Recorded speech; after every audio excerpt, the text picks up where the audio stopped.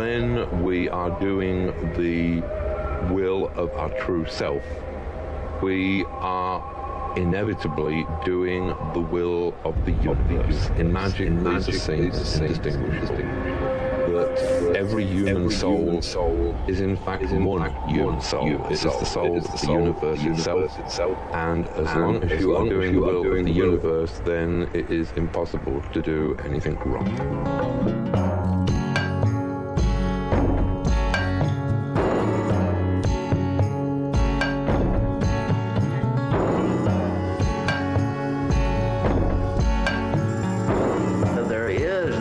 Between everybody and his total environment.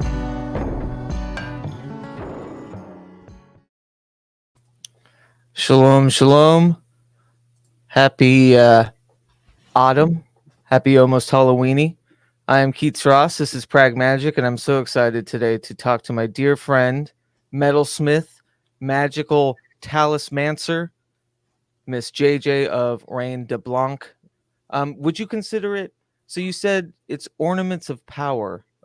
Would you consider yourself a jeweler as well, or just metalsmith kind of as an umbrella? Well, thanks for having me on. Yeah. Hello. Yeah, I mean, I do all kinds of work. I prefer to do more talismanic work, but I pretty much do everything. If not everything, but people want these like tiny, more commercial looking things. So I try to accommodate everybody, but always putting my own style into everything. So yeah, I would say I'm a jeweler as well. Awesome. Yeah, I mean, you have crafted one of the best pieces that I think I've ever seen or been a part of with a ring that we did, and I meant to grab it, but maybe I'll do that later to show. But your work is just beautiful, and it has actually been the part of a lot of different artists, ensembles, and different things. And I know that you are an artist first and foremost. Did you start with like metalsmithing, or was that something you came into? Like, where did that come from? Well, that's a good question. Well, ever since I was a kid, I was always using all different mediums, pastels, paints, anything I could get my hands on. And in high school, I started learning photography because my dad was in photography. He was a photographer. He went to FIT. He's also a research scientist, but that was his second love, photography. So, and it still is. So I got interested in that, and I really loved doing all the manual photography with the darkroom and manipulating with chemicals and things like that. So I ended up, that was what I went to art school for, photography. And I went to Savannah College of Art and Design. And I was always doing other things at the same time. So I was doing beadwork, and I was making wood block prints and linoleum block prints and sculptures, all kinds of stuff. But you know, when you go to school and you have your elective classes, my best friend, we actually went to art school together, and she was like, "Do you want to take a metalsmithing class with me?" And I was like, "Yeah, that's so exciting. Let's try it," you know? So instantly it was like, I wanted to drop everything else. Yeah. I just loved it so much, making beautiful things from basically nothing, like flat scraps of things, and using the blowtorch. It felt so badass, you know? So that's where I really got into it. But my dad actually introduced me to a little bit of jewelry making. He showed me how to make a ring out of a coin, I think when I was about 16 or 17. So that had my interest sparked there, along with the other beadwork and stuff that I was doing. Yeah, I was going to ask, as you mentioned, you know, this love for the analog photography. There seems to be this conduit between the extremes of like science and art, and like finding that gentle medium in between. Would you agree? that it kind of uses both hemispheres to kind of create something new? Yeah, it really does, because there's a lot of chemicals. You know, I don't use a lot of chemicals, but there are chemicals in the process, and heating things to certain temperatures, and that does factor in quite a bit, depending on how far you take things. So it's definitely kind of a meeting of the minds, I would say. Yeah, and like your process seems to be very charged with, like, even as you were saying, when you're doing more of the kind of consumer based orders, like people will commission you for something that's, you know, maybe not as like intrinsically artistic, but you put your stamp on them. And I was just wondering, like, yeah, where does that come from? What is your stamp? Like, what is this inherent intent that you put in with all your jewelry? Or metalsmithing, I should say. I see. I don't want to demean it by just saying jewelry, because it's so much more. It I really is. appreciate that, because there Yeah. is a big difference. Yeah. So thank you, because not everyone does what I do. Right. But you know, for me, I would say the way things have evolved for me over the years, because I've been doing this for 30 years now. I'm 49. Actually, it's longer. I learned when I was 18. So the way things have evolved for me, it's a lot different from when I was younger, because I've been through a lot of hard stuff in my life, and I've had a lot of physical pain, just different ailments and such. So I would say the last 5 or 6 years, the intent has really evolved into something where it's transmuting pain for me, both, you know, psychological and physical. And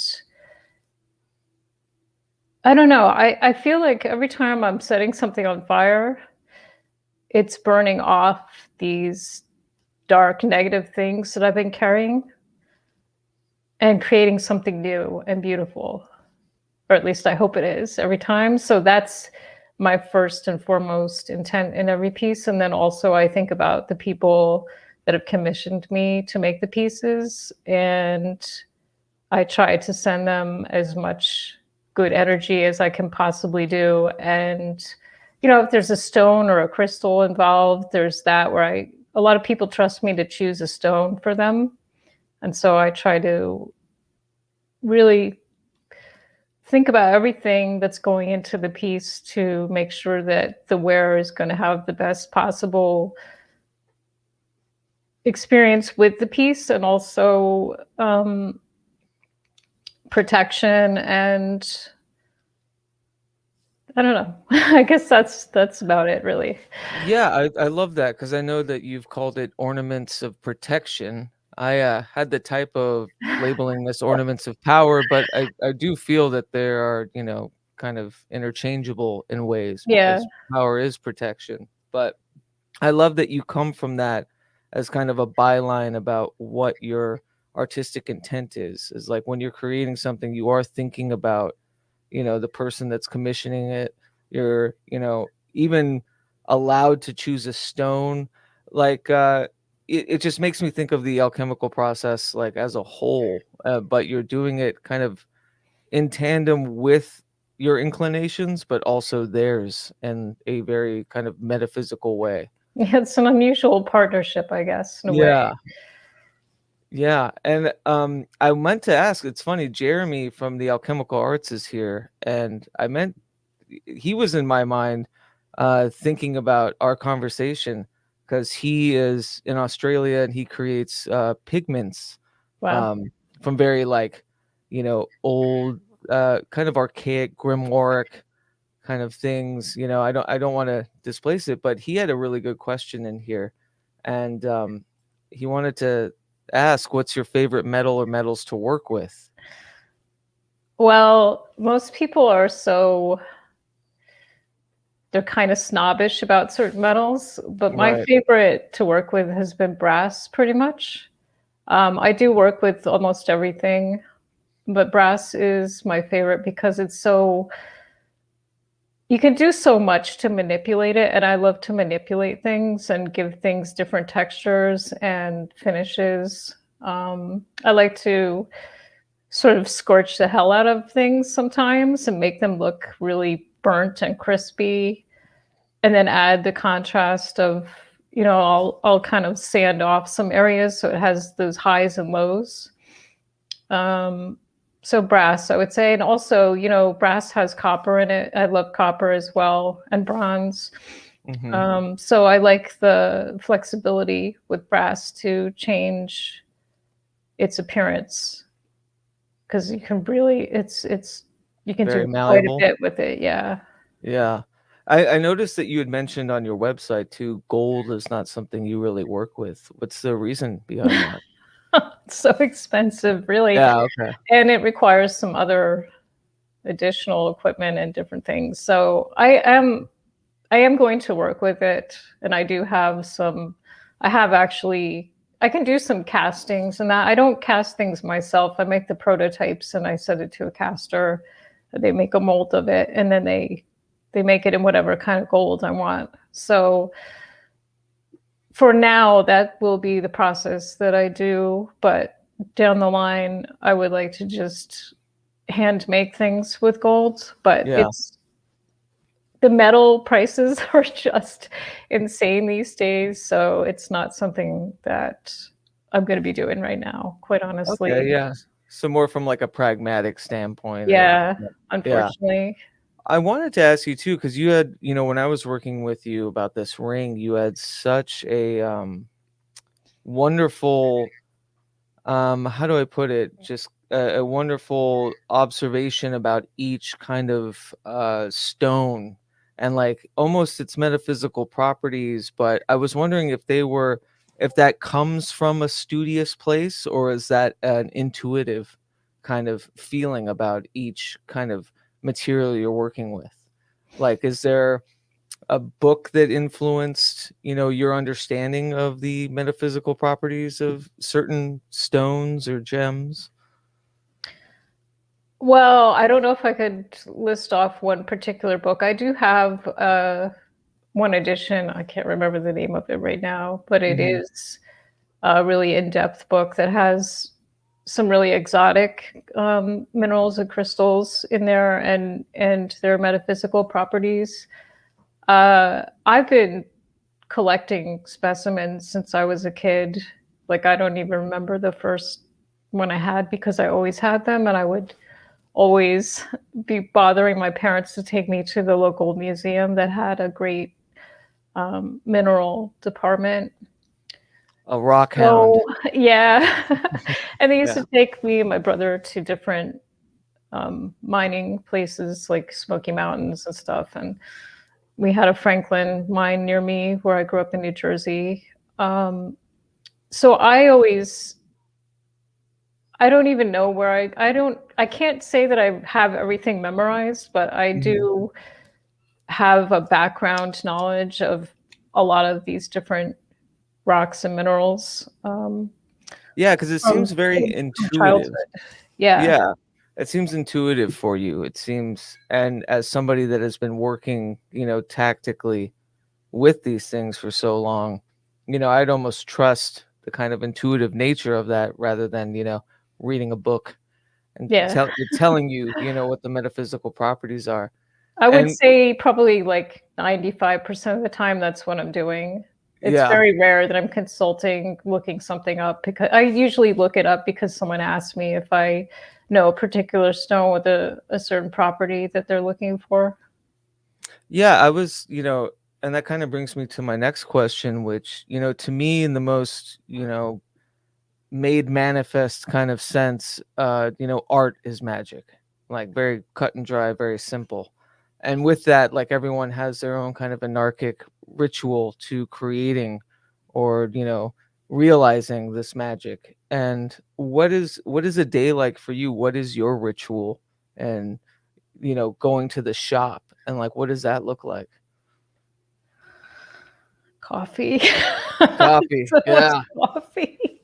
Ritual juice. I would like to say, I mean, I'm a little lax these days on the things that I used to practice quite a bit.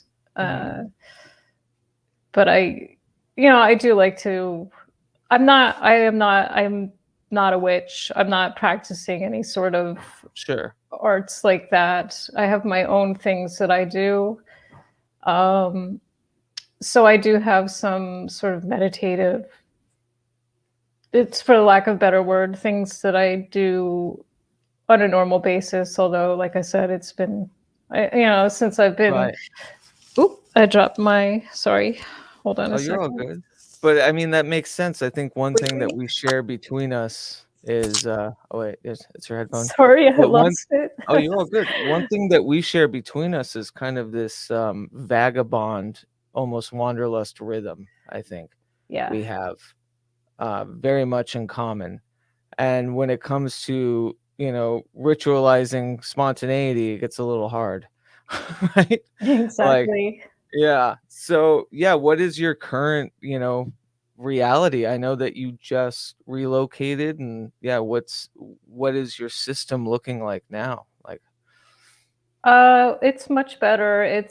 I have a shit ton of space, mhm, thankfully, which I haven't had in a really long time. And so that's been an adjustment for me actually, because over these last several years, I've been downsizing and downsizing and downsizing until the point that I didn't own any furniture anymore. yeah, And so now I'm in this big, tremendous space and I have barely any furniture. But I always have what I need. And, I have the basics. I've got my studio set up pretty well. It'll evolve over time, but I've got my work table now, and hmm, I use such like archaic tools. I have a lot of friends that are metalsmiths. Well, not a lot, but a decent amount. And I always laugh when I see their stuff in their studio because I'm basically using like the bare minimum of what you can get by with to make my stuff. And there's something that I just really love about that. Like, yeah, I could get more tools and different equipment and the latest greatest thing, but there's something I really love about all the hand tools. yeah. Sorry, I kind of veered off there, but No, no, no.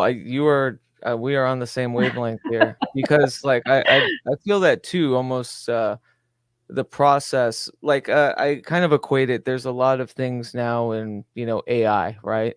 right. That kind of cuts out a lot of processes, and I just feel, especially from an artistic standpoint alone, that it cuts out a lot of the intention and like different processes that I love charging, even if it is more work, even if it is more time. And especially is in music, using, a shitty old 70s rhythm machine that, has a If mind it of ain't its broke, own or don't whatever. fix it. Right. Yeah. Like, and allowing it to kind of age and kind of, regress itself and warp, and then communing with that. And I imagine, the tools that you're using is almost in the same facet, right? Yeah.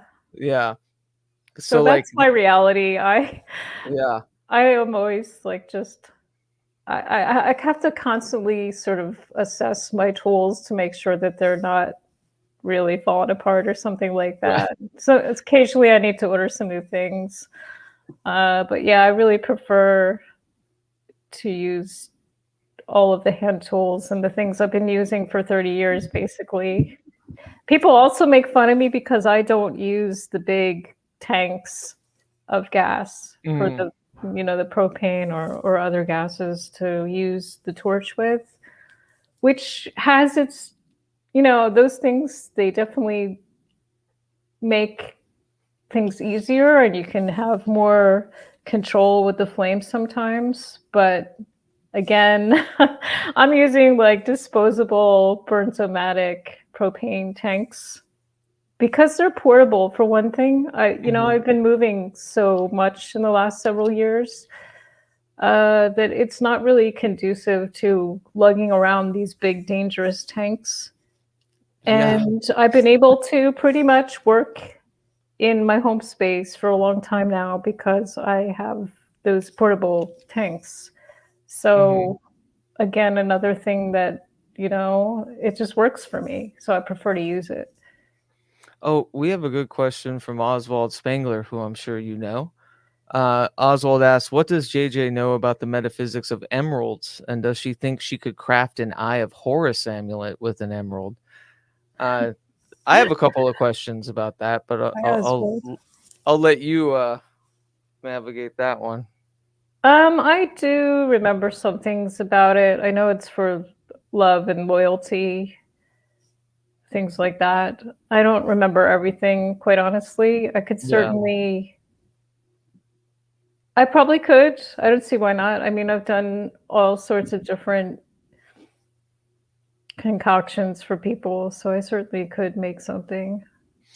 And let's talk about that. So, like, obviously, you've been commissioned.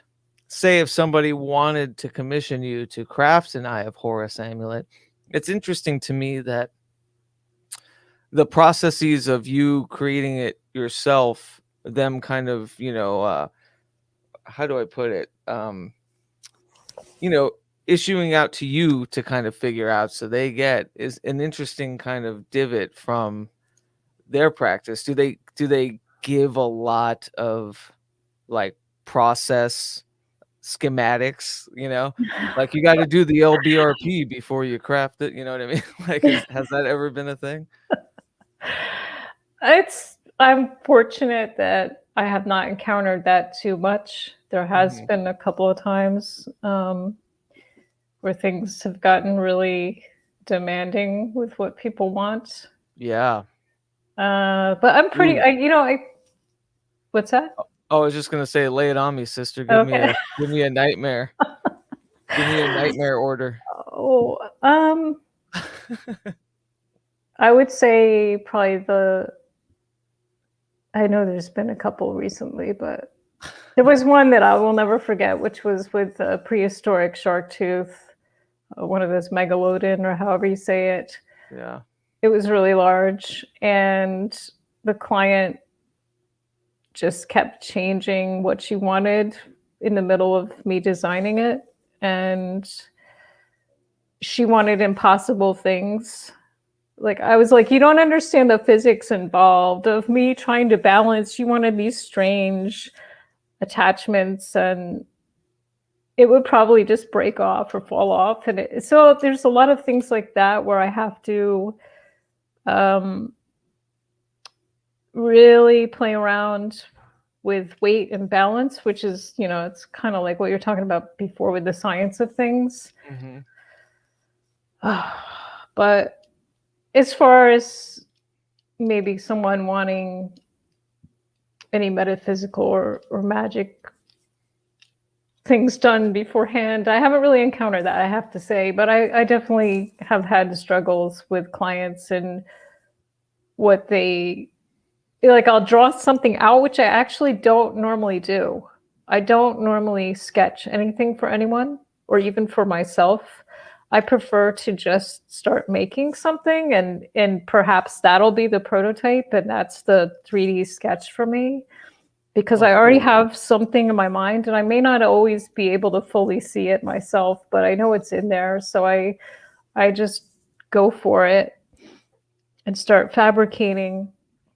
But I have done sketches for people, and they'll be like, oh my God, I love it, it's great. And I start making it, and it's really like pretty dead on to what the sketch is. And they're like, oh, it's not really what I thought it was going to be. And blah, blah, blah. So right. Yeah. It's like, oh. Yeah. So what do you do for yourself? I know, like, as that kind of confluence of needing to survive, also being an artist, having to get commissioned work and, keep yourself afloat. Like, what are some of the experiments or things, you do for yourself as far as, these ornaments of protection? I just always try to keep productive, even if I don't have orders. I mean, that's a big help for me. It keeps the creativity flowing. And I've actually really learned to this is a big thing I wanted to bring up, is that Yeah. people focus on perfection so much. And for me, and I'm a Virgo, three times Virgo, Oh, wow. but I do have my Aquarius rising. That's right. We're the opposites. That's it. Yeah. So I've actually really come to love imperfection, and not holding things so precious and overworking things so much, because I feel like a lot of times it's counterproductive and can make things really stagnant.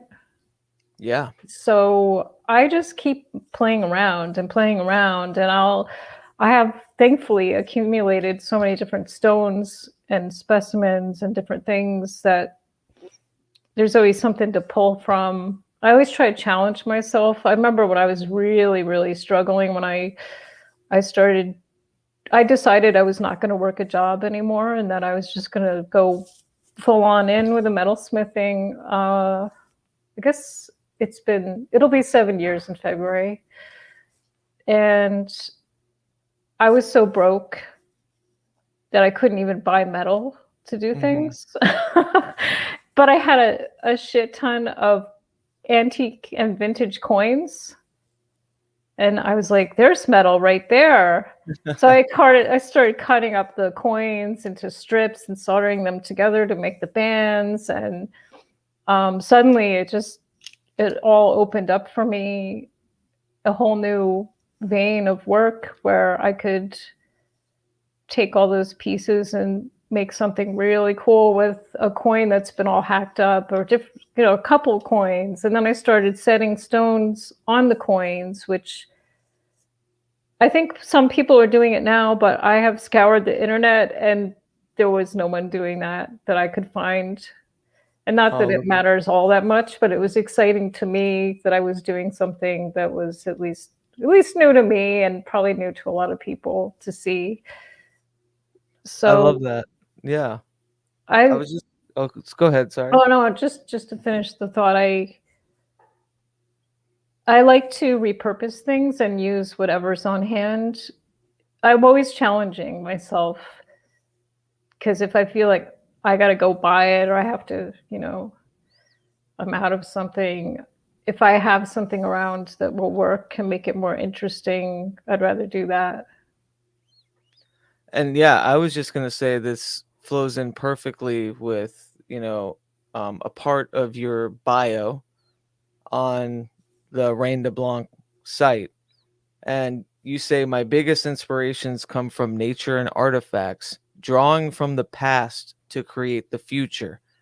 Now, I don't know if anyone watching knows my obsession with this ontology of the self, or, kind of like that same facet, of creating this third mind between the past, the present, and then doing something new.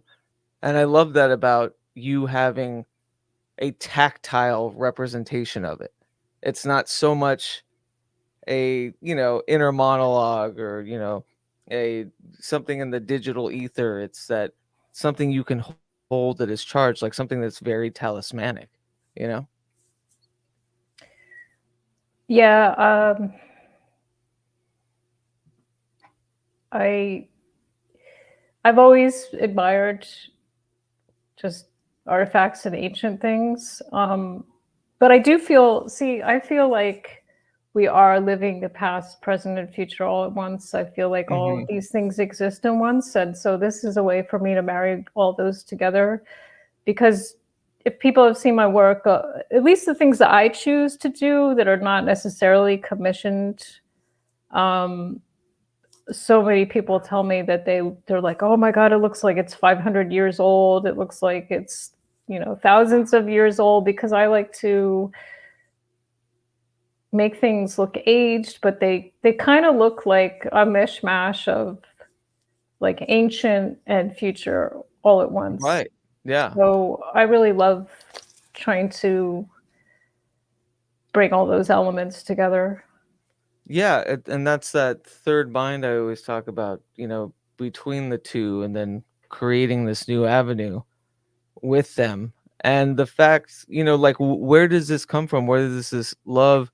It's not even a love for the archaic or the ancient or whatever. It's not about aesthetics. There's like something intrinsically really beautiful about what you do in the sense that it is almost a conduit, sorry, excuse me, um, about a kind of presence, right, between all of those things. Like, where does that come from? Is that kind of learned? Is that something that you just inherently have? I think it's maybe just something I already have. I don't know. I've always been a dreamer. You know that Hmm. that's my thing, the dreams, and so perhaps I carry these things from another place and time. I really don't know, but it's just something that seems to come naturally somehow for me. Yeah, let's talk about those echoes from dreams, because yes, I know that um you're just so studious about your own dreaming, and I wonder how many of those dreams have kind of informed or even inspired like pieces that you work on. It's not a ton, but I have actually. There's been several times, even with the coin thing that I was talking about before. I actually woke up. It was like a kind of in between state where I was Mm-hmm. coming back into the waking, and A I don't know liminal what space. it was, a liminal space. It definitely was, and I remember that specific time where I just saw kind of a vision or whatever of how I could start cutting apart the coins to make something new with them. So, or I actually have had several dreams. There was one in particular where I feel like I was maybe in Atlantean times or something like that. And there was this really amazing bracelet that was sort of a rounded triangle shape, and it was gold, and it had these beautiful gemstones set in it. And I've had all kinds of, yeah, I guess I've had quite a few like wearable garment jewelry, like big draping sort of dresses and things like that. A lot of things that I do, if I haven't done them already, I definitely want to do down the line. Mhm. So those things do come through from dreams for sure. Now, are you like a very like sturdy dream journalist? Are you always kind of making note? Yeah, I try to. I mean, there was a time where I was really like, it was religiously every morning I was writing things down. But in the last couple of years, my dreams have kind of, it kind of bothered me because I was like, oh man, I'm not dreaming like I used to, or I didn't have the Mhm. recall anymore. But it's back. And so Yeah, even if I'm not writing in a journal, I'll, you know, do a voice to text into my phone notes or something, just so I yeah. can, just some of the details that are enough to kind of anchor me there so I can recall most of the dream again. But yeah, it's very important to me, and it always has been. In this like kind of wanderlust that we share, do you find like in the midst of travel or like, the liminal space between, existing somewhere like in the somatic realm, do you find those are the more heavy dreaming escapades, or do you find that once you're kind of set up that you're allowed to kind of investigate deeper, recall better? Oh, I think it used to be that way where I had to be settled, but now because I have been moving around so much, especially this year, it doesn't seem to matter. Yeah, just But happens. I do notice that geographically where I am does seem to have a certain, Mm. it casts a certain mood on the dreams that is different, has different quality for me than other places. From place to place, I notice a difference. Yeah. Yeah, I've noticed that as well. Where where was kind of the most magnanimous kind of time within that, you know, hypnagogic space? What and as far as like in the relation of where you were at that time, that you think like really peaked, like there was a heat wave of recall and remembering dream stuff. In the last year? Yeah. Um, man. Where you're at now, probably. I wouldn't say so, although I had a lot of dreams about, before I started traveling again, about Chicago, and I hadn't been here since I was a kid, Mm-hmm. and really didn't spend any time here. But as far as where things started to get sharper again, probably while I was staying in Hoboken, New Jersey, when I talked to Interesting. you last. Yeah, yeah. Yeah, and is there like tethers of memory that kind of spiked it, or was that your first time there and it just happened to really inflate things? No, it definitely. I've spent a lot of time in that whole area. Mm-hmm. I didn't live in Hoboken, but I worked there, and Jersey City is right next door. And I lived in Jersey City for 3 years, and I've spent a lot of time there. And Manhattan's right across the river. So, you know, I lived and worked in Manhattan for decades. Um, so I think that, you know, and I grew up in New Jersey, but the northwestern part near Pennsylvania. Right. But I had always been in and out of that whole New York City area since I was a kid. So yeah, I'm sure that it sort of rekindled some things for Yeah. me. Yeah, I wonder that too, because I know that when I'm traveling back to like New Mexico or Arizona, the dream, like the visitations of dreams get stronger and stranger, even though I'm nebulous to like where I've actually been, but it's somehow because I'm closer, it seems to churn more, almost like a magnetic quality to it, you know? Yeah. Yeah. As that, and like you mentioned Chicago, like you spent some time there as a kid, but like, yeah, what was it? What was the impetus to kind of ignite you to here? Well, it's interesting because the last year, a little over a year, I had been having dreams about the Great Lakes and Chicago. Um, but I realized going back through some of my old dream journals that I was dreaming about it a couple of years ago. And I hadn't even thought, I was never interested in living in the Midwest because I always feel like I need to be near an ocean. Right. I always feel like I need to be on the coast. So, um, you know, I had a few really good friends here and I had the opportunity to visit. And I was like, oh my gosh, it feels so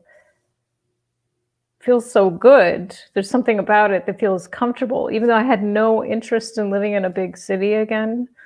Um, and the fact that the lake is so close by and it actually is like an ocean. Mhm. I I mean, was yeah. so surprised. I was like, oh my God, it's got like beaches. You cannot see the other side. It's got these big, you know, big ships out there. And it just felt good to me. And I had the opportunity. It was really, I needed a place to live too, because my whole situation dissolved in Cape Cod pretty rapidly. I was supposed to return in October. And unfortunately, my landlords, they couldn't rent out anymore. They had severe, they're a married couple. The woman had cancer and crazy operations, and they just couldn't keep up with everything anymore. So I began the hunt. I had planned to spend the summer traveling anyway. And I said, well, okay, well, I've got like, 5 months to figure it out. Let me just go visit people and see what's out there. And then when I came here, things just lined up for me to move into this apartment. And it's got everything I need. Everything's close by. I don't drive, so Right. it's I'm in walking distance to everything I need, and I don't go out much, so I'm thrilled to have so much space to myself. Yeah. Because if you're in a tiny space all the time, you go a little stir crazy. And I'm used to, when I was in the city, I would be going out all the time in New York. That's just the way you do when you live there. You walk out and get your groceries or whatever you want to do. Right. It's kind of the only time you get space.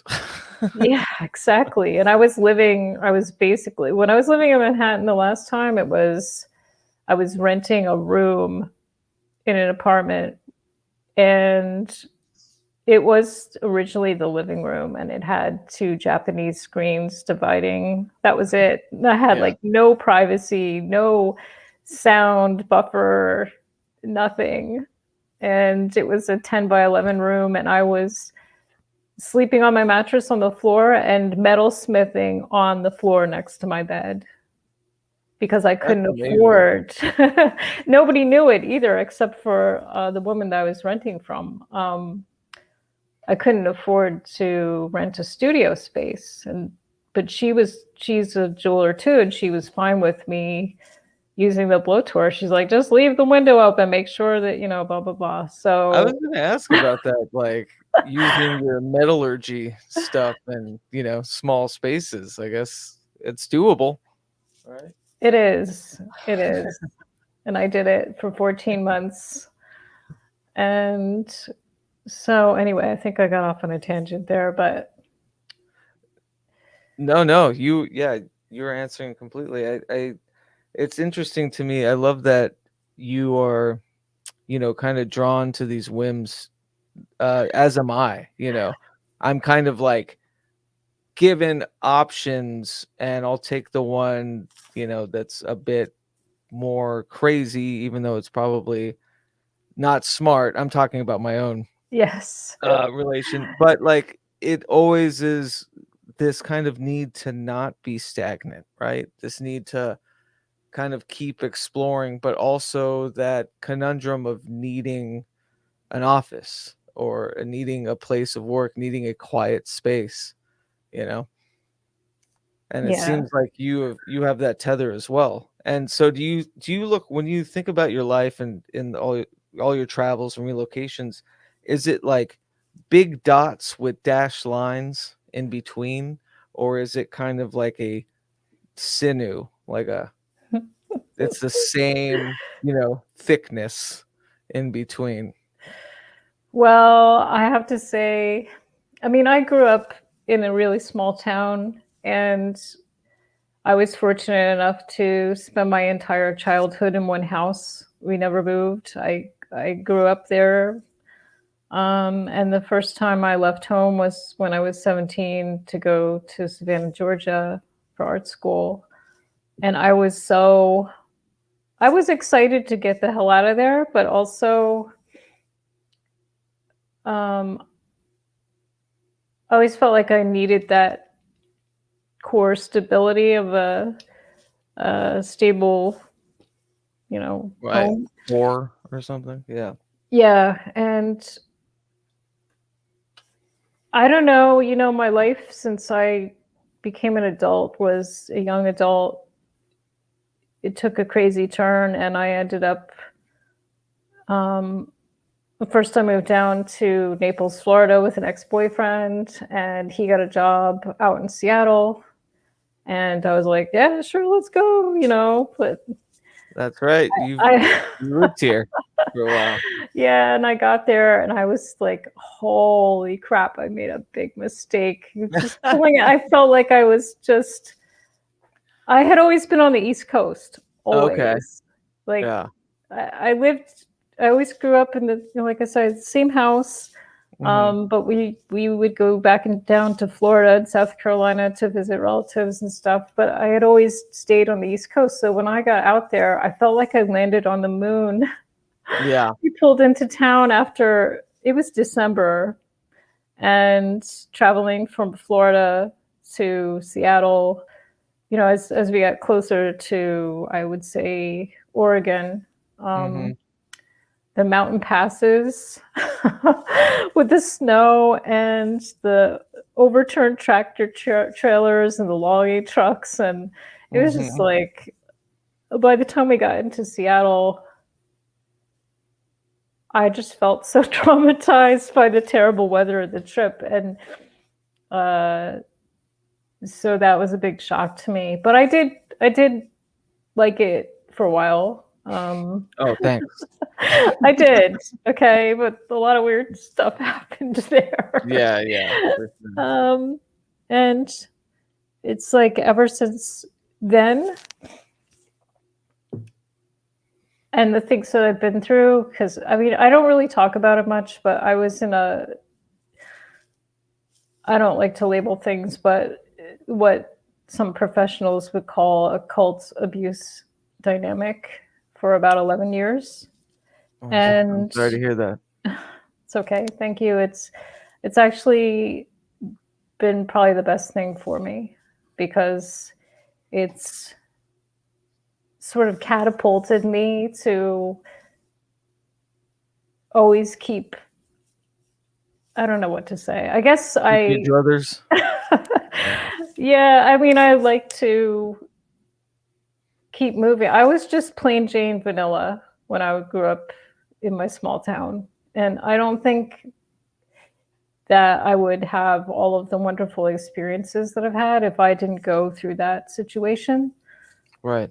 So it was like an initiation for me into a lot of things. And I think that's probably why I move around so much. And I feel kind of fearless about most things, because I was in such a state of fear and trauma for so many years that freedom became the biggest thing for me.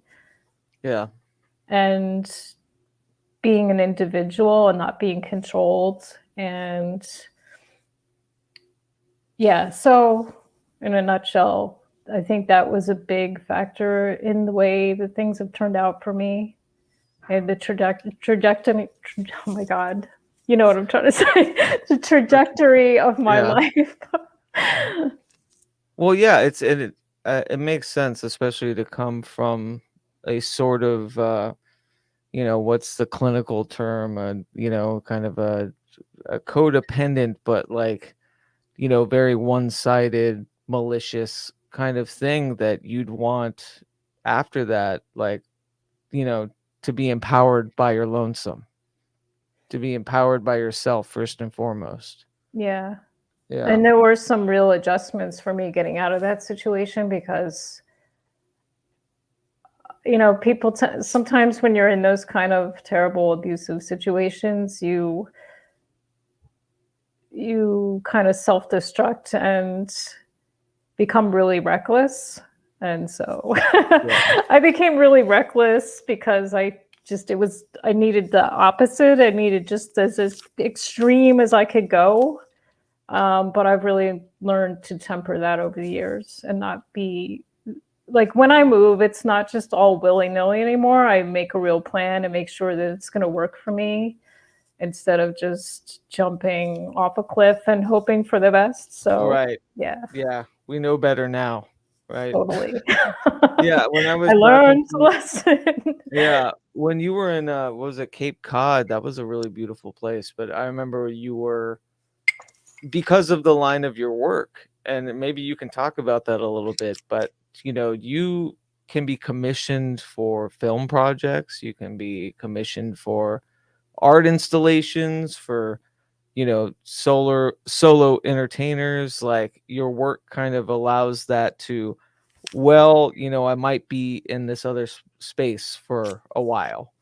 Like, I don't need to plant an anchor here, because the way of which I work might take me somewhere else. Was that kind of where you were thrusted in the past couple of years? Yeah.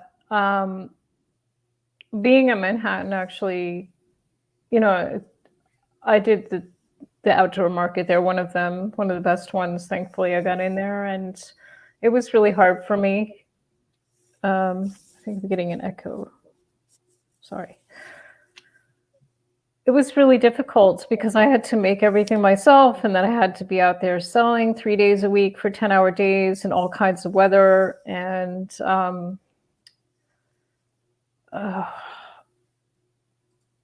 but it was I knew that I had to do it.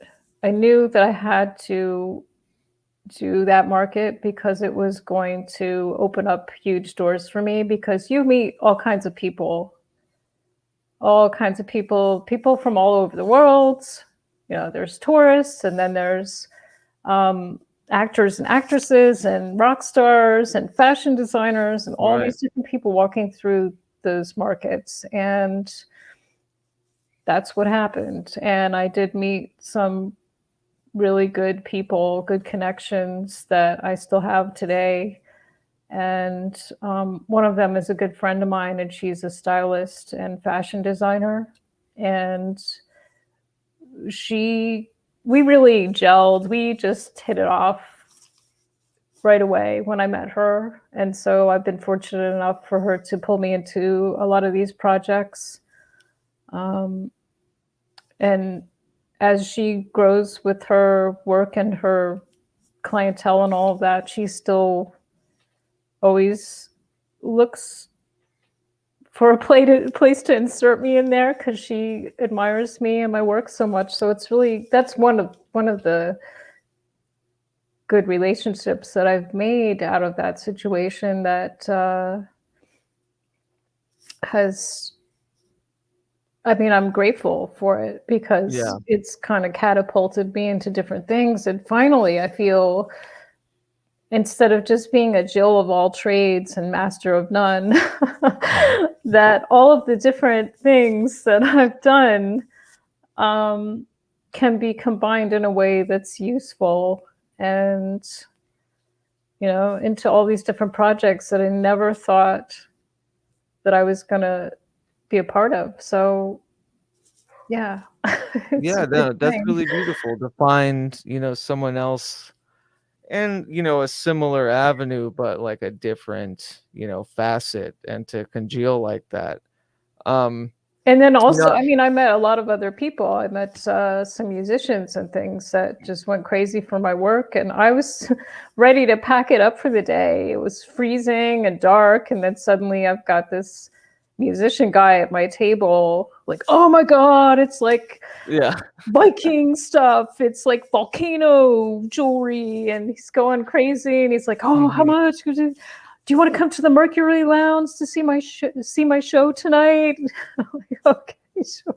And then he's like messaging me on Instagram, and the whole band wants to see your stuff. We'll have you backstage. Just come, you know, and things like that. I've had like some very good experiences, and I don't know if it would have happened that way if I hadn't just stuck it out and kept doing that market, or doing a lot of the other things that I had done, and all of the crazy gallery jobs and Kinkos. And you know, I had years and years of retail that I did as a salesperson in New York and other cities. And particularly in New York, I met and worked with so many different celebrities and politicians, and all kinds of crazy things that I never thought that I would be exposed to. So I don't know. I guess because I went through the experience that I went through, it made me not be so terrified to just keep trying different things, even if I failed. Well, what's amazing to me, and what I hear from you, and, you know, I think we share this in the kind of extremes, you know, zodiacally, I don't even think that's a word, but, you know, very much like the ponderance of, you know, the opposites of the rising and the, you know, the sun or whatever. I see, you know, this need for kind of a sporadic, you know, not that it's unintentional, but a very open, you know, to the wind sort of bravery. Whereas like your art in it of itself is almost like ritualistic, and it has to be very kind of, you know, process based because of the nature of it. And so it's like you merging both of those extremes in kind of one avenue. and that's really fascinating to me. Thank you. I don't Yeah. know. It's just what I do, but yeah, and I'm just trying to think because I had so many different jobs and things and experiences. I mean, they were you were talking about the film set thing, and Right. they were consulting me on this one job that there was a bid in for on how to do different metal finishes to make things look aged, like furniture and urns and garden tools and things like that. And I don't necessarily know how to do all of those things, but I have a good knowledge of, base knowledge of how things work. So, and I'm not afraid to experiment and figure things out quickly. And I rarely say no to anything as far as work. Yeah. Unless I'm not going to do something that goes against my morals and all of that. But I just mean in a sense that I feel like I'm always excited to figure things out. So, Right. Because I have done so many different things, it's so funny because I think that for a long time, my family and friends thought, "Oh my God, what is she doing now? She's all over the place. She's selling antiques over here, and she's working at a movie theater over here, and managing a cupcake shop and acting. I had to do like janitor stuff and all kinds of things. And then I was interviewing people to be candidates for sales and insurance and all kind. I mean, I was an insurance agent, and I was enrolling the FD in the fire department in New York, and all kinds of things that I'm just like, what am I even doing right now? This is so weird. And just random office jobs and being a secretary and being a receptionist and soldering cable wires together for audio visual company and all the stuff. But it finally has come together where people see the value of my different crazy experiences with all these things. Yeah, your preferred avenue is now your main avenue. Yeah. Which is brilliant. And that,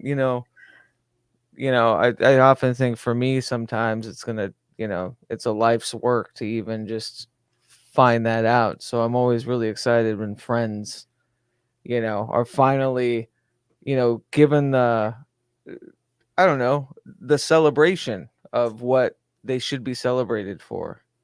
I remember when you were sharing with me, I don't know if I can talk about this. So sure, whatever it is, I'm sure you can talk about it. It was a client who at the time, I know we had to kind of me and some other people, probably Nish as well, just had to kind of, keep it on the down low just because it was something in the process. But Zola Jesus, yeah, wearing your jewelry, and Zola Jesus in and of, themselves is a particularly enigmatic, metaphysically minded, kind of, brilliant anarchic artist in and of themselves, and then you got to kind of, or how do I put it? Like, what's the word? Adorn. You got to adorn them, for a project. And I just thought that was so cool. That's like these different anarchic processes of people finding their avenues that, kind of come together. But yeah, it was very cool. Can thank talk you. a little bit about It's very exciting because I actually got to create pieces specifically for her new album Archon. And my friend Ella, she was the stylist for all that. What was that? I said a fitting name, Archon. That's yeah, I know. I was like, when I learned the name of the album. But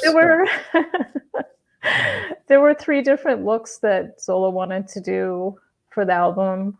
And so my friend Ella had given me the different the different looks and the descriptions and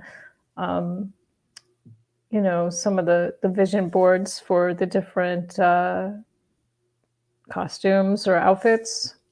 So So what does that look like? Was that like a digital vision board, like a yeah, Pinterest kind of yeah, thing? Okay. like that, pretty That's much. what that's used for? Okay. Pinterest? Pinterest. Yeah. Oh no, it was some kind of private file, but Oh, cool. it's similar to that where you pin different looks that you are trying to achieve. So, you know, the themes were very fiery, like, you know, Phoenix from the ashes kind of thing, Red Riding Hood, and like Queen of the Forest type themes. So Sure. I had to create different looks for each theme, and I did a bunch of pieces. It was so crazy because I had literally, I was sick for weeks. I was sick for like 7 weeks with I don't know what. And I was finally getting better. And then my friend approached me. She's like, hey, I have this amazing project and I would love for you to be a part of it. And she's like, we only have this amount of time. And I was like, I have all the time in the world now because it's winter and, you know, it's after the holidays. And I was so excited to get back to work because I was just laid out for so long. Yeah. So I put together some really big, bold pieces. And I kind of did my own sort of vision board of rocks and crystals and metals and things and sent that over. And then she's like, oh my God, I love it. So I just started creating things. And I was thrilled because the one piece that I really very specifically made for her ended up being featured on all the magazines. It's that big, it looks like a red crystal heart with snakes and Hold a on, I big. think I have. Okay, We good. can show the yeah, the image. Let me see. Hopefully this is it. Do. I opened it and okay. This one? Yeah, that's the one. And actually, yeah, all of those. Hold on, let's The see. ring ended up in some of the pictures too, but that was what was kind of the press release picture. And so it was like front and center. And I was so excited because that was the one that I really wanted her to be seen in. I mean, absolutely stunning. It's incredible. Thank you. It was really difficult to make too. I'm sure. So, yeah, let's like because I kinda- thought I was going to break the crystal of the specimen.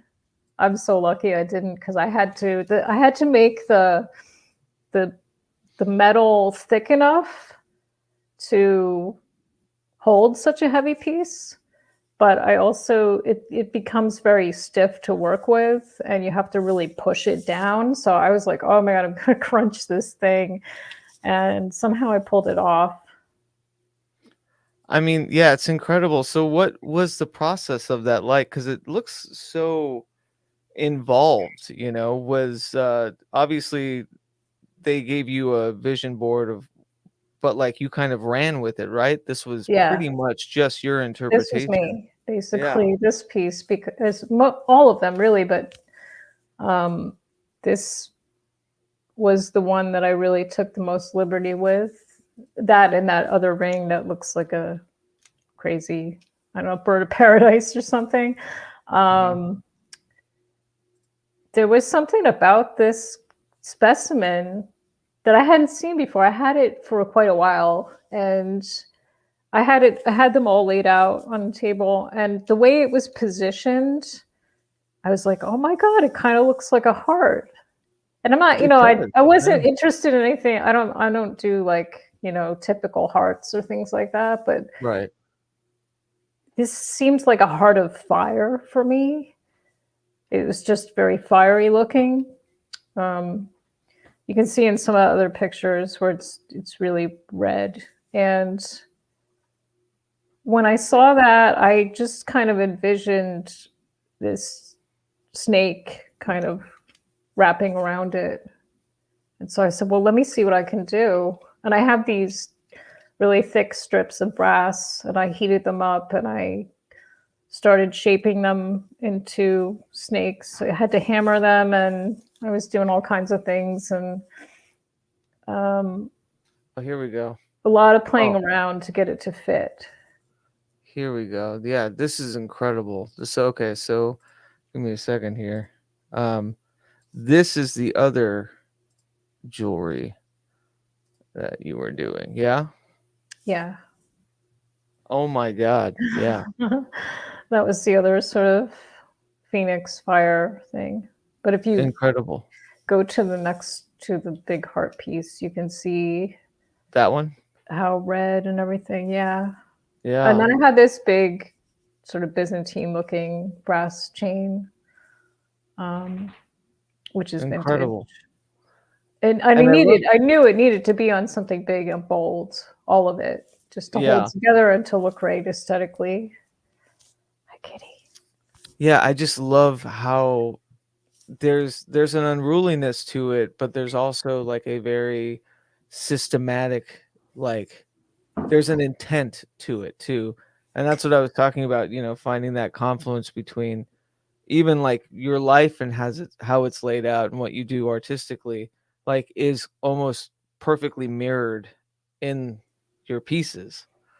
And it's just wonderful that this became, Zola's ornament of power for this record, for this documentation of self,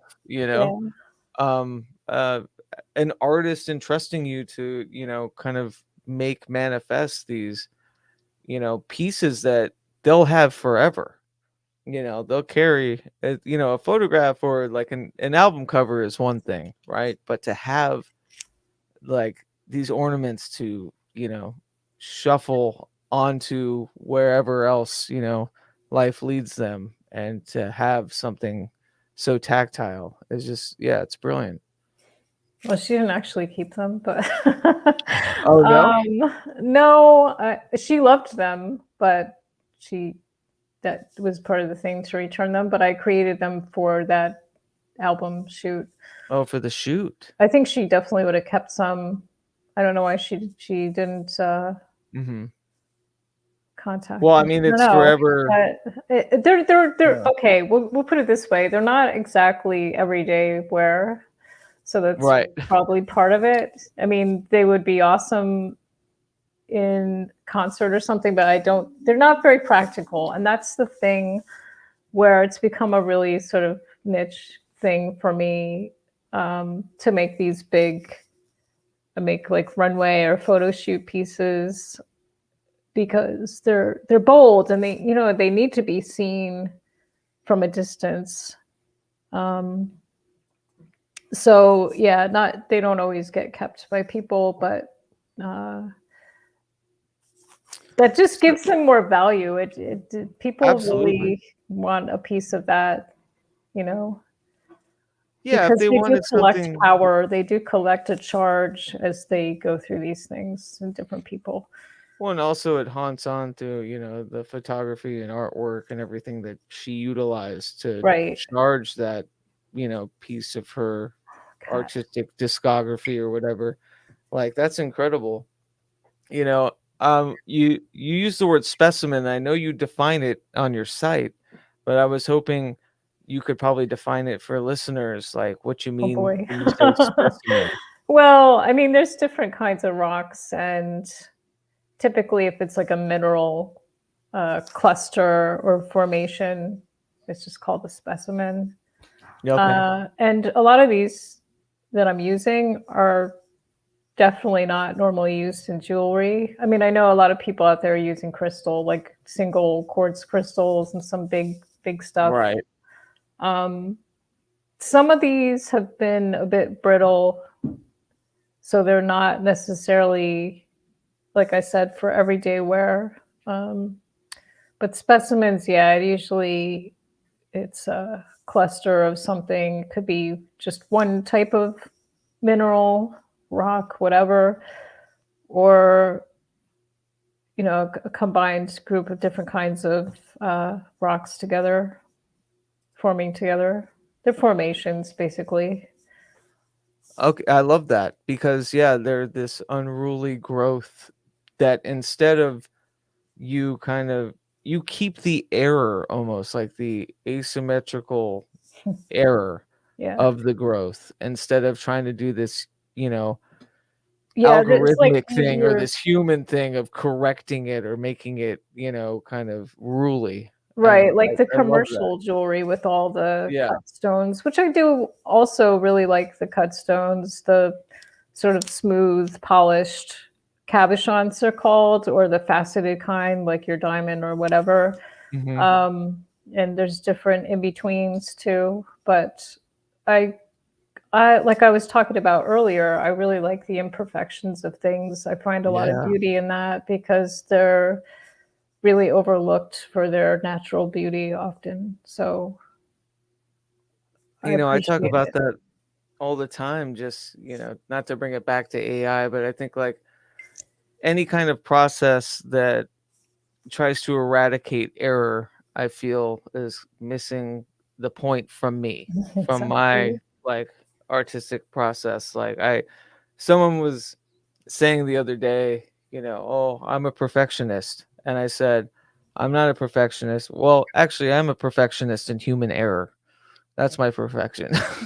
Like, when it comes to screwing up, I'm the guy, But Yeah, I'm it's with you. also but it's also kind of a superpower, I feel. Not like in a woo sense, but in a very, charged kind of confidence about, you know, my own contradiction or, my own perfection. And I think that comes from experience. That comes from, you know, not needing to be nestled within a symmetrical sense of, society Right. or whatever. And it's the micro and macro, it can be that unruly, you know, um, almost cataclysmic jewelry piece that in and of itself is symmetrical to a different stance, but it's also like how you're living your life. It's, symmetrical to your stance, but not symmetrical to, the pareidolia of human pattern making or whatever. Yeah. Yeah. And that's just something that was just kind of born of you, right? It wasn't so much intentional, but I I would say it was almost an observation that you've noticed of your pattern making, that you do enjoy the imperfections, you do enjoy the, you know, I don't know, the Yeah, off-centeredness of some things. I do because you know, I was basically broken as a person. And so I had to build myself back up from square one. And all that time of being controlled and confined and um, having my voice silenced,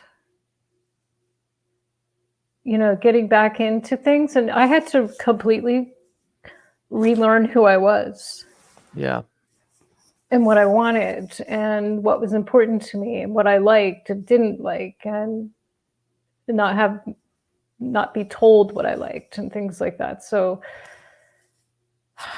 during that time, I started really noticing things that I probably wouldn't have seen before and really finding beauty in those things. So it kind of just cracked my mold, I guess. And um, it just opened up a whole new world for me. And so it's really, oh my gosh, it's been such a evolution. Right.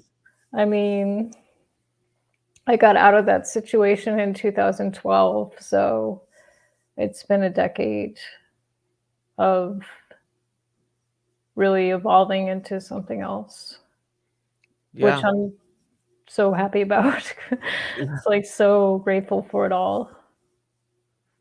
Yeah, that was around the same time that I had my big switch of, I mean, it was, there was a lot of spits and spurts along the way, but that was like the big turning point was the end of 2011. Yeah. And so, yeah, I share that with you.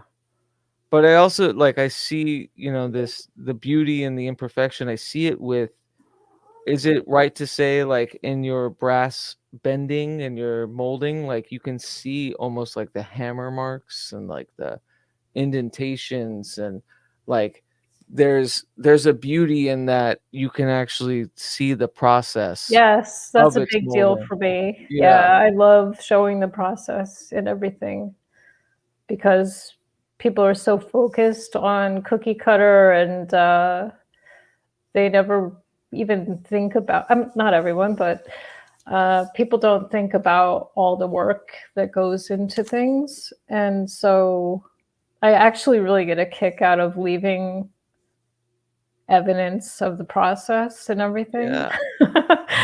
I try not to make anything too perfect, too shiny, too polished. Hmm. I always like to leave the scars because it's part of how the piece comes about. So to me, I just really love that. Yeah, 'Cause me that's my too. life too, like Yeah. it's how my life has gone. So it does reflect in the pieces for sure. Yeah, and it's, yeah, there's just like a very, I love it. There's a deep-seated like punk ethos, and I don't mean like the genre of music. I just mean, the ethos of it, of like celebrating imperfection. But also like if you look at it on the outside, whatever you're commissioned, you get, and it'll be to your specifications, but there's marks to remind you that there was blood and sweat. And you know, Sometimes there's really blood. yeah, yeah. Sometimes I accidentally stab myself or whatever. So yeah. Well, I do want to talk, as I know we didn't address it, as some of the chat might realize we are in costume. I know it looks like our everyday wear, but yeah, we wanted to get a little celebratory about this autumnal swing of which we're in, and this spooky season. And I wanted to ask you, as far as like a metalsmith, a gemsmith, like, do you find correlations about seasons and certain metals and gems that you tend to feel have more resonance with, this decay of which we're all in? Yeah, I mean, I guess so. I hadn't really thought about that before, but um, for me, autumn and winter are a big time of reflection and introspection, and we're moving into a time of decay and death, Hmm. basically.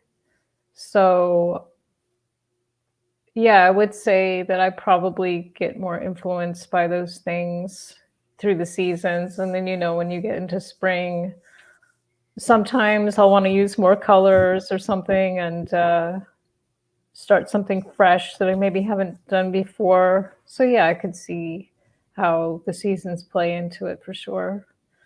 So you feel syncopated too, I guess, to that tether of nature. Because sometimes I feel that I'm almost the opposite. I feel a lot of the ponderances about, you know, a sort of decay, or there will be like this drought of harvest in the spring, but I'll find bounties in autumn. You know what I mean? And this kind of like twist. And I always wonder if other people, feel that, or if like there's a tether kind of to the fabric, because nature is our compass. It really is. Yeah. And I feel sometimes my magnetic north is probably upside down. You know? Well, I agree with you there. I mean, fall is my favorite season, and it Mhm. always has been. And I feel, even though it emotionally um, is difficult for me for whatever reason, I still find a lot of creative spark at that time. Yeah. So there's that high contrast of the decay and the death process going through, and then also rebirth and birthing out new things, and cats meowing. Yeah. Crazy cat. I guess it makes sense in a kind of this astrological sense if you were to, speaking like the tropical or Western astrology too, you being almost that end of summer baby, right? Me being a dead of winter baby, it would be flipped in a sense of like a inherent idea. Because like when I move into winter, you know, it's not my favorite by any means. I don't think it's worse than spring Yeah. or anything, but there's just a weird flux of change that I feel is almost like argumentative with everybody else's Yeah. interpretation. of these things, I feel that way about spring. Yeah. I hate spring. Okay. Yeah. Okay. I mean, there's things obviously I love about it when the weather starts to get nice and whatever, but there's just something I have a very difficult time in spring. I don't know what it is.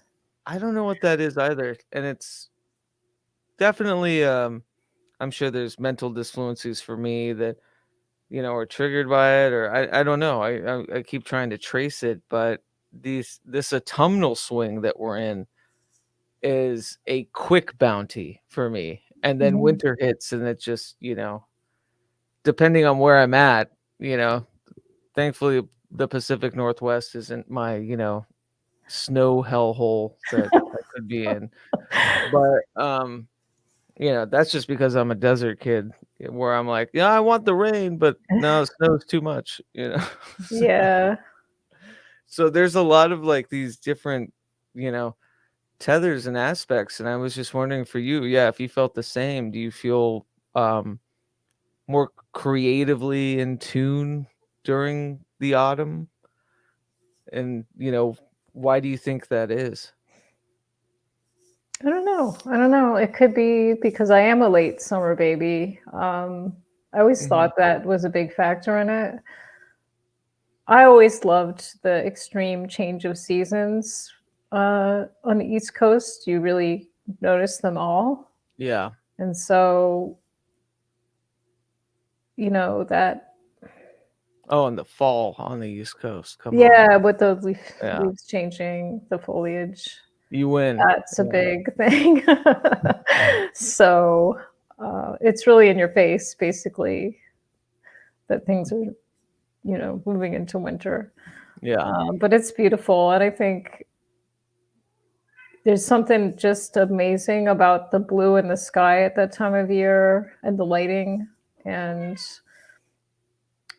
the smells, the leaves and everything. Yeah. And then obviously the pumpkins and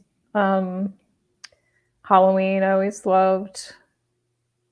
It's just, I don't know, it's a great time of year. So it to me gives a lot of inspiration. Yeah, you don't like, and I don't mean to ask this question like somebody else would ask us, right? Like I had a girlfriend once ask me why I was so obsessed with death. And I was like, I don't know how to answer that question because it's the wrong question. You know what I mean? Like, it's not that I'm obsessed with death. It's that, to me, it's this almost like ever evolving absolute of which we all face. And, I'm bewildered with wonderment about it. Right. It's not like macabre. It's not, you know what I mean? It's not that death and how people kind of visualize it, maybe like in our shared realm or whatever. That's kind of not what I mean. It's more of like a fascination and wonderment about what comes after, what this change is. And I was wondering if you felt kind of that same way, like, or have you been kind of macabre in the sense of, the final, or the, I would put it in quotation marks, but the finality of, our skin bags. Like, oh man, well, yeah, I mean, I have been, and I have had some near-death experiences, and I mean, I've been talking a lot of woo on all these different recordings with people, so I'm not going to get all woo, but Oh, go for it. Yeah. I've always had what people call supernatural experiences since I was a kid, and all the crazy dreams and just different extra sensory abilities. So I have kind of been experiencing a close relationship with death in different ways for a long time. It fascinates me. And for a long time, I was terrified of it. And now, having been through a lot of experiences and a couple of near-death experiences, I'm not afraid of it anymore. And it fascinates me even more in some ways because I really want to know what happens Right. when we die. Even though I think I have some ideas. We're gonna find out. I hope we're gonna find out. I hope Yeah. we are after all this. I mean, we're gonna find out. That would suck Either if way. we didn't. But to me, yeah, that's the great equalizer. It's like, especially when it comes to holidays, I feel, and I was talking to, about this with Anthony Tyler on his podcast recently. We were talking about just kind of the general allowance that autumn gives a society into addressing these things, and it's like through the guise of a holiday, right? And it's like where there's an allowance of like, I know you're fighting all day not to think about these things, but here we get to infantilize it and be fun and kitschy about it. it's And Disneyland. yeah, exactly, which is great. Don't get me wrong, I love it. But I also think that, for me, it's like this is probably the most honest we are as a society, as when we're like doing that, even if it is infantilized or Disneyland about it, because like neither, race nor creed or religion or whatever, we all have this great equalizer, and we all need to, kind of come to terms with it in a way. And a lot of the people that, are fighting so against it every day to not think about it are allowed to think about it, and to think of it in kind of funny, you know, exciting ways, or you know what I mean? Like they get to kind of touch it a little bit. And to me, like, this is the most honest time in a human development, with the decay of autumn. If there is birth, breath, and decay, this is the decay of which we all hit. It's the great equalizer, and it's the most honest we are. And it has nothing to do with Samhain or, I mean, parts of it do, but like it has nothing to do with like very specific holidays where Dia de los Muertos or whatever. There's this connection about the autumn, about fall, of which we all feel the fabric of just how loose we have our fingers on the pulse of what this all means. And we're all okay to, address it and to skirt it. And yeah, to me, autumn is kind of the most human of all of the seasons, because if you think about it, we're always decaying. We're always on our way to a we're dying every day. Yeah. Yeah. And it's not a dark thing, and that's what's really hard to explain to people like my ex-girlfriend, where it's like it's not an obsession about morbidity. It's an obsession about like this shared equilibrium we have. Like no matter our cultures, no matter where we come from, or like it's the great equalizer. We are all equal at the eyes of, whatever ends up happening, right?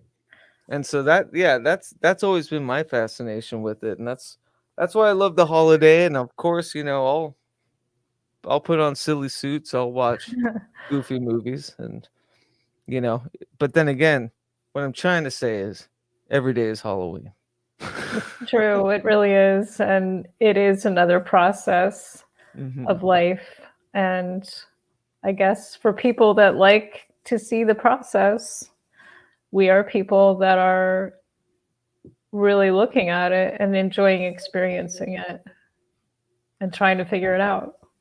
The And I don't levity think that is there's anything wrong with it at all. no, and the levity is so warranted. I wish we had more humor about all of this, And and it's we do, around this time, I think collectively as a people, I sound so pretentious. Collectively as a people, um, but what I mean is like we give each other a kind of resolve about, yeah, how interesting is this? Okay, great. Can't wait for Christmas, Can't wait for the happy stuff during the dark stuff, you know.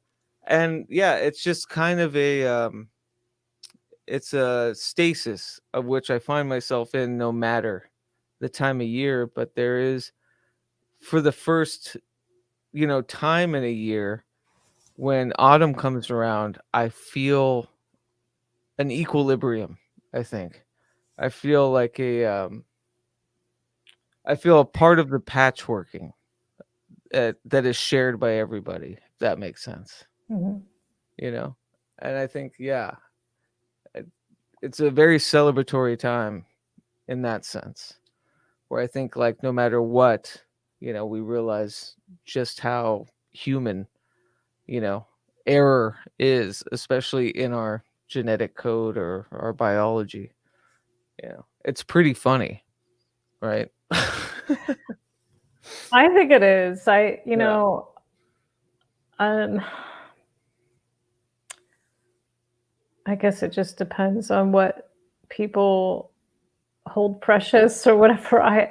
For me, I don't, and it's funny because I've been able to talk about with my parents about this because they're older now, and I'm fortunate to still have both of them around. But Mhm. we're all on the same page about it. That of course it's sad. Of course you're going to feel the loss, no matter how you feel about it. But at the same time, it's just a transition. It's just another part of the process. So for me, I don't get all bent out of shape with this cat is so insane. What's the cat's Sorry. name? Her name is Millicent Barnes. That's right. Yeah. Such a great name. She's a sweetie. It's just I think she's pregnant, so but anyway, getting back to death. Yeah, getting back to our light topic. I don't know. For me, I've always looked at it, especially like I said, because I've had the supernatural experiences and I've seen what I think are spirits and beings and things like that. This is just sort of a holding station for us, and Mhm. we move on to something else. And whatever people believe, whatever they want to believe, whether we just die off into the darkness and we just don't exist anymore or whatever. To me, everything is energy, and energy always shifts to something else. So Right. um, It's really just that's a the way I'm looking discussion. at it.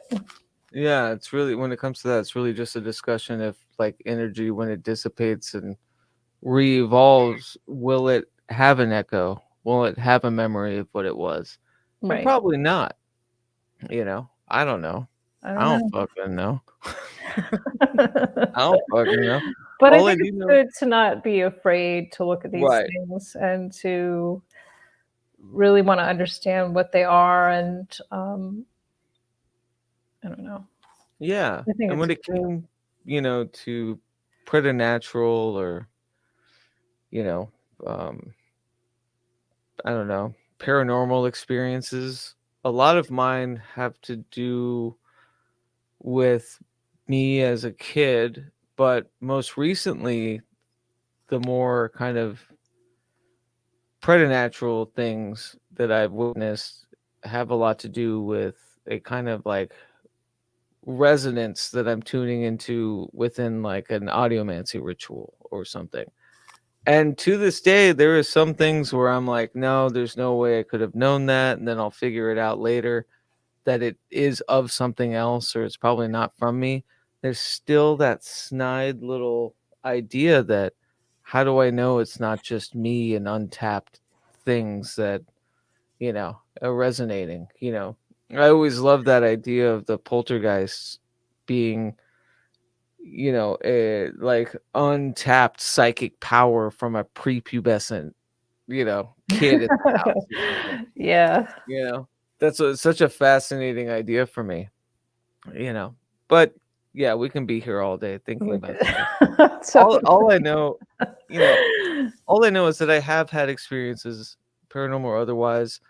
I'm not sure if it's so much beyond the grave. I think there's almost like an acoustical resonance that I think about a lot, especially in kind of a signal flow or theory, about these wooden places that we exist in and it retaining kind of, hard echoed energy and it Mhm. reverberating. And, there's so many things that fly through my head about it. But all I know is that it's absolutely fascinating and it's really fun when everybody's in the mood to talk about it during hot Exactly. autumn. Finally, I'm not the weirdo at the fucking punch No. bowl. Hey, you want to talk about this? Yeah. Hey, it's Halloween. You want to talk about this? Yeah. Yeah, it's the one acceptable time. Although, you could always go too far even then. Yeah.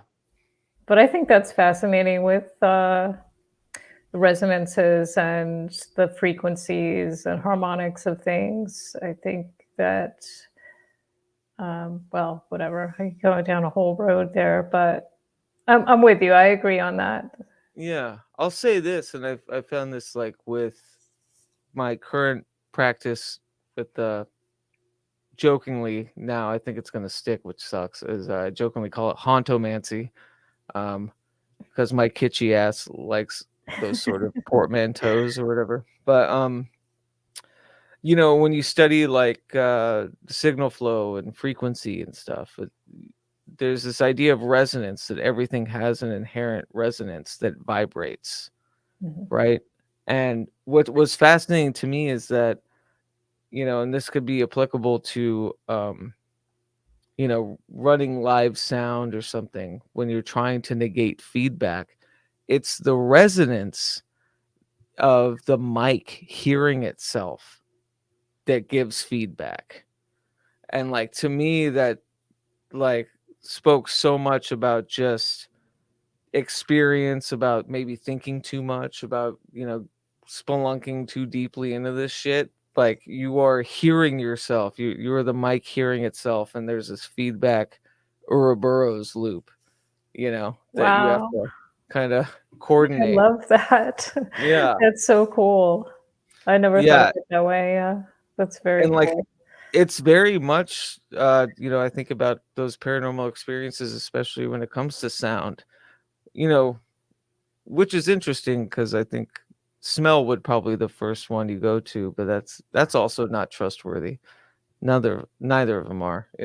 But it's as far as like a metaphor, yeah, I really feel that sings to me about those experiences, right? Yeah. But anyways, That's great I stuff. digress.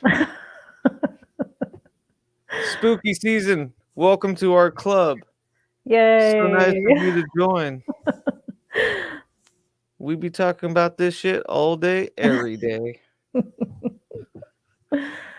Well, JJ, you are the best. Oh, you're the best. This is great. I had a great Yeah, it time. was so good to talk to you. We went far longer than you know I had thought we'd go, but that's awesome. I think That's it's the perfect. result of a good chat. So I appreciate you. I appreciate you too. Thank you so much for having me on. It's been nice to be able to talk about my work because I don't often get to. So thank It's you. incredible. And I'm going to put this in the chat real quick. Let me find it. But JJ's wonderful company, Reine De Blanc. See, I can pronounce it. I'm going to put this in the chat. Please commission a piece. I did. It's one of the most beautiful ornaments like ever, and Mary loves it deeply. I'm so glad. Yeah. And yeah, it's just been such a good chat. We need to do this more often. I would love to. And maybe we can do the face paint again. Yeah, every time. Because this is the first time I've ever done video before, and Oh, really? Yeah. And when you came up with the idea, because I was like, I don't know, I'm gonna have to be in disguise. Well, you said I'll wear a hat and glasses, and I said I will too. Yeah, but you always do. And so when you came up with the Halloween idea, I was like, yes, that's it. Yeah, we got to. Oh, good to see you, Mr. Woo goes there. Sam, always a lovely, wonderful panel. Thank you so much. Thanks, everyone. Hey, Nish. Sissy, I love you. Yeah, she saw that. That was such a great piece. I would have dug it up before then to show everybody. Hey, V, good to see you. I love that horse lover fat. Every time I read that. Michelle Embry, one of us. Hey, Michelle. But yeah, we need to definitely. There's more. There's absolutely more. All right, cool. Oswald, dim some spooky shit. Let me know about your Eye of Horus Emerald. Yeah. Yeah, so what's Oswald got cooking out there? I don't know. Hey, say, can you make an Eye of Horus? Uh-oh. He's going to bring down the new Aeon. Okay. But yeah, thank you everybody for joining us. And JJ, dear friend, always a lovely time. Thank you, Keats. Thanks for hanging out on video too. It's been lovely. Awesome. Well, thank you guys so much for tuning in. Oh, and I finished the new audio cast of the Haunt Manual chapter. It will be out tonight wherever pods are casted. It's very how do I put this? It's I think it's the best thing I've done thus far as like an audio thing. So I'll just put it there. But yeah, keep an eye out for that. It'll be on Spotify and all that good stuff later. I can't wait. I'm looking forward to it. Yeah, thanks. And oh god, we got a 93. I knew it. It was coming. Big love to everybody. And yeah, please check out JJ's website. I'm going to post it in here and post it here. There we go. ReineDeBlancBrand.com. Commission something or just marvel at her wonderful artistry. Big love to everybody. Big love. With that said, yeah, any closing remarks, JJ? Happy Halloween. Yeah, there you go. Happy Halloween, everybody. Anton. When we are doing the will of our true self, we are inevitably doing the will of the universe. In magic, these are seen as indistinguishable. That every human soul is in fact one human soul. It is the soul of the universe itself. And as long as you are doing the will of the universe, then it is impossible to do anything wrong.